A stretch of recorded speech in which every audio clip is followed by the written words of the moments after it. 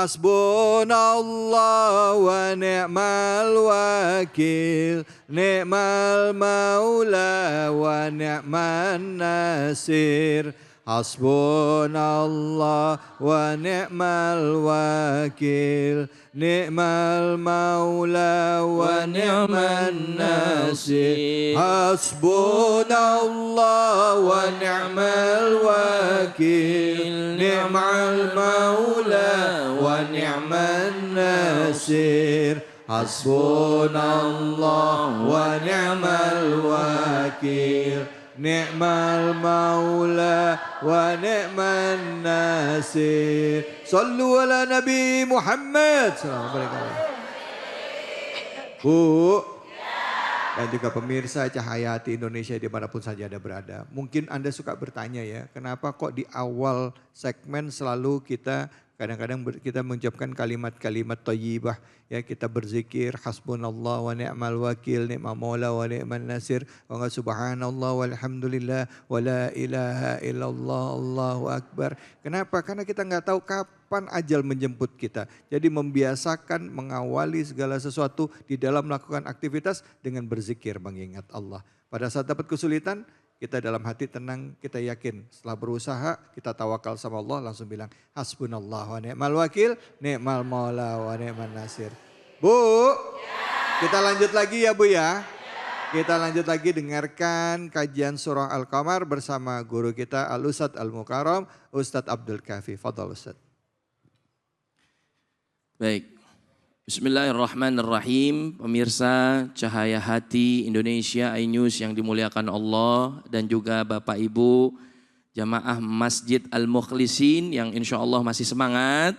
Masih. Alhamdulillah. Alhamdulillah. Baik, kita akan melanjutkan tafsir kita, pelajaran kita mengenai surah Al-Qamar di ayat 11.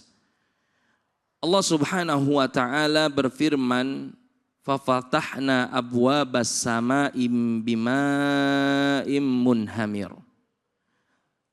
Tadi telah dijelaskan oleh guru kita Al-Habib Nabil Al-Afadil.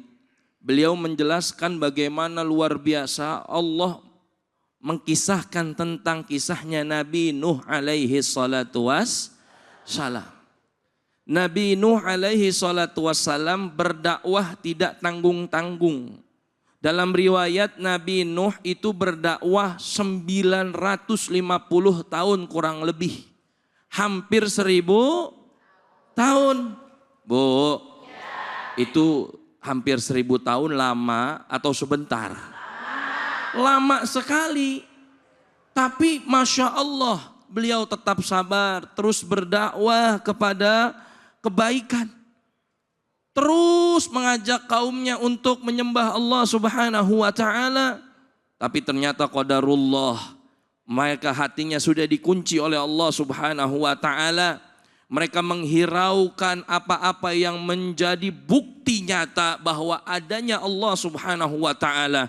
Walhasil Nabi Nuh alaihi salatu wassalam diperintahkan oleh Allah Subhanahu wa taala untuk membuat apa? Perahu yang besar dari kayu dan juga paku, dipaku. Orang-orang kaumnya mengatakan, ngapain Nabi Nuh buat perahu gede-gede, emang mau ngapain, mau ada banjir? Betul enggak? Benar enggak? Mereka enggak percaya itu. Tapi ternyata Allah turunkan azab begitu besar. Fafatahna abwabas sama'i bima'im munhamir. Masya Allah, ini luar biasa. Ternyata kami bukakan daripadanya pintu langit dan kami turunkan air yang begitu banyak. Munhamir ini adalah air yang begitu banyak. Bahkan dikatakan di ayat selanjutnya bukan hanya dari atas, tapi juga air dari bawah itu mengeluarkan air. Bu, ini kita aja di wilayah Depok, betul ya Depok ya? Banjir nggak usah lama-lama, hujan nggak usah lama-lama, betul? 1 jam aja itu bisa udah banjir. Apalagi ini berhari-hari plus ditambah air dari tanah keluar sendiri. Maka dalam satu riwayat dikatakan itu adalah banjir terbesar di dunia yang bahkan pada saat itu hampir memunahkan daripada populasi manusia yang ada di dunia. Masya Allah. Begitu besar azab yang diberikan oleh Allah Subhanahu wa ta'ala. Dan ketahuilah, kita bersyukur menjadi umatnya baginda Rasulullah sallallahu alaihi wasallam.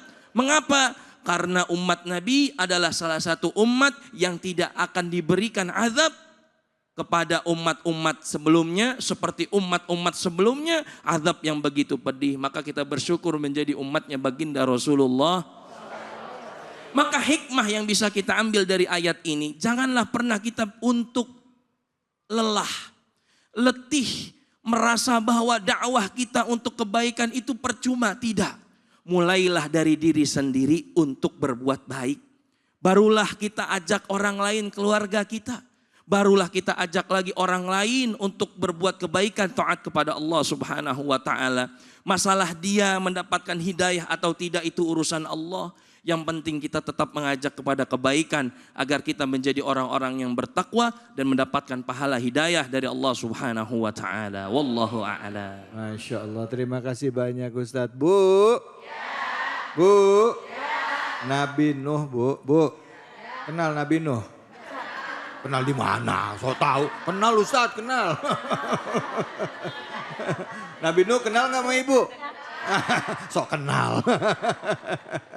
Kisah Nabi Nuh jadi inspirasi buat kita ya, bagaimana beliau membuat perahu ya, tapi dicemooh oleh lingkungannya. Betul. Ya, karena beliau sudah melihat sesuatu yang orang lain nggak lihat. Ya, ternyata begitu banjir tiba, akhirnya semuanya naik ke atas perahu itu, bahkan atas izin Allah, bahkan hewan-hewan pun naik ke sana. Betul. Ya. Nah, orang-orang yang mencemooh itu akhirnya menyesal karena telah melakukan itu. Innal. Silakan yang mau bertanya, angkat tangannya. Bu, silakan. Oke, yang mana nih? Yang mana nih? Yang mana? Ya, silakan Ibu. Bismillahirrahmanirrahim. Assalamualaikum warahmatullahi wabarakatuh. Waalaikumsalam warahmatullahi wabarakatuh. Nama saya Ibu Hasanah, mau bertanya Ustadz.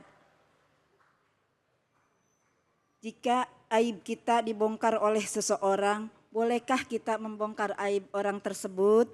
Karena kita tidak rela diinjak dan direndahkan, serta ingin menjadi muslimah yang kuat. Oh. Itu aja Ustadz. Ya. Assalamualaikum warahmatullahi wabarakatuh. Waalaikumsalam warahmatullahi wabarakatuh. Ini main balas-balasan nih judulnya Ustadz nih. Iya, kayak tadi juga ini. Iya makanya, dibuka aib gue, enak aja lu gue buka lagi loh. Silakan Ustadz. Iya, baik. Bismillahirrahmanirrahim. Ini pertanyaannya bagus sekali dari Ibu Hasanah. Bolehkah kita membalas orang yang membuka aib kita dengan aib dia? Nah, ini sering nih ibu-ibu biasanya. Dia aja jarang ke majlis taklim, sama dia juga. Begitu kan, gitu kan.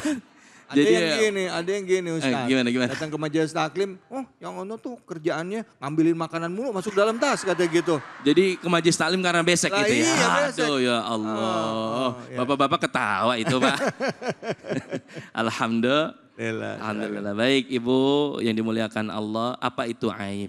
Aib itu sederhananya adalah perilaku buruk yang telah kita lakukan.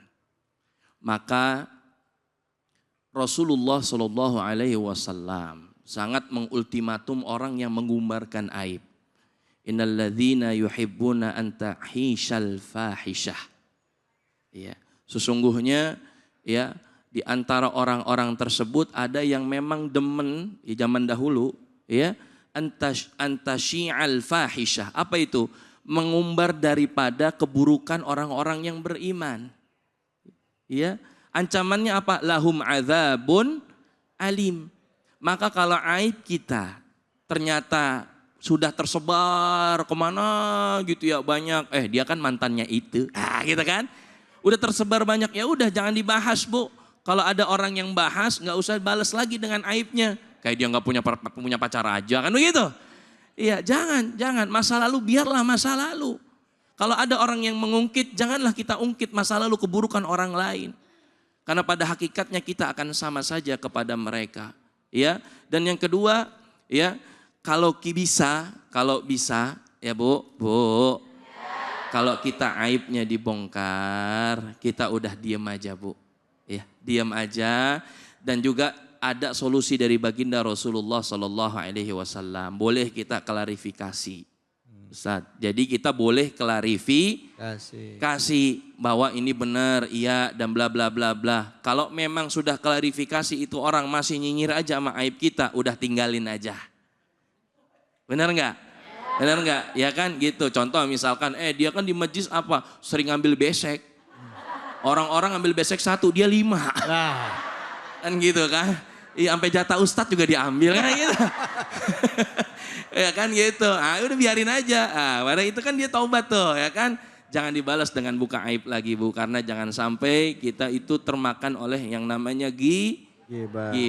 Boleh kita membela diri, tapi asal jangan kita merendahkan orang lain. Ustaz. Boleh kita membela diri, jangan sampai kita merendahkan orang. Iya, hajar dengan kebaikan. Keburukan kita timpa dengan kebaikan, insya Allah lama-lama akan luluh. Wallahu a'lam. Ustadz, ya. Kalau misalnya ada orang gibah, tapi mulut gatal juga pengen gibah, udah ngerem susah. Obatnya apa Ustadz? Obatnya? Jadi pas udah ini, ya Allah saya pengen gak ikutan, tapi Satu obatnya Bapak Ibu, apa? Jahit mulutnya. Ini mah, Ibu dari tadi diem aja gitu kan. Ini sini Ibu ngerumpin, saya mah gak mau ngomongin dia. Yang saya tahu mah dia orangnya gak gitu. Emang gitu Ustaz David. Ini yang paling bahaya lagi. Kata hadis Nabi Muhammad SAW adalah mereka itu adalah yang tidak dimaafkan oleh Allah. Yang malamnya dia berbuat maksiat. Ya, sudah dimaafkan oleh Allah, tidak ada orang yang tahu, namun pagi harinya dia cerita ke orang lain dan bangga atas kemaksiatannya. Itu adalah orang yang tidak akan dimaafkan oleh Allah Subhanahu wa taala. Wal'iyadzu billah. Baik, terima kasih banyak Ustaz. Bu. Jangan ngerum. Jangan ngomongin aib benar. Kok matanya ragu-ragu nih? Jangan kemana-mana, tetap di sini di Cahaya Hati Indonesia.